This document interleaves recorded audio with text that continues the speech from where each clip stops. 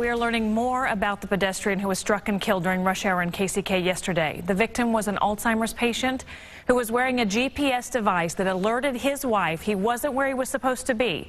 New at 10, Sayed Shabir spoke with her about her frantic efforts to get him to come home moments before the horrible accident. Sayed.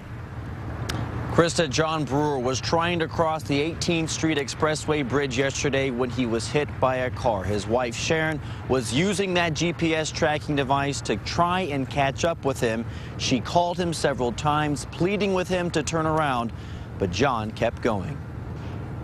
At Sharon Brewer's Kansas City, Kansas home, loneliness is setting in. It's quiet.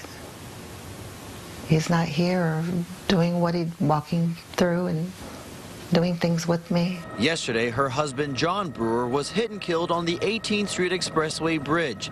The 63-year-old former missionary and electrician had been suffering from Alzheimer's for the last 4 years. John wears a tracker. Sharon says John loved to go on walks, and to keep him from wandering off, John wore a GPS tracking device on his belt.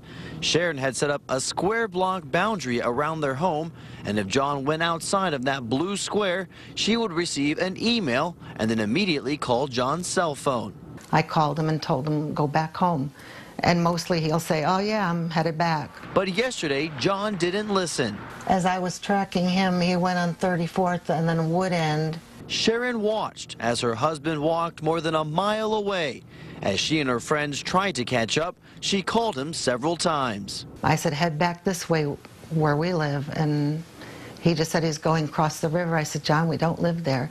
He wasn't making any sense. But by the time Sharon caught up with him, it was too late. Love him as much as you can. Love him as much as you can. And treat every moment as you don't know when the last one is.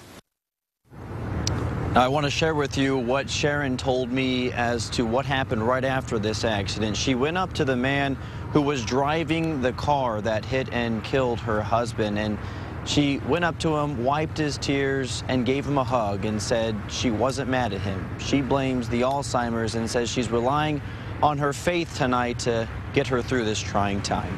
We're live in KCK tonight. Sayed Shabir, 41 Action News.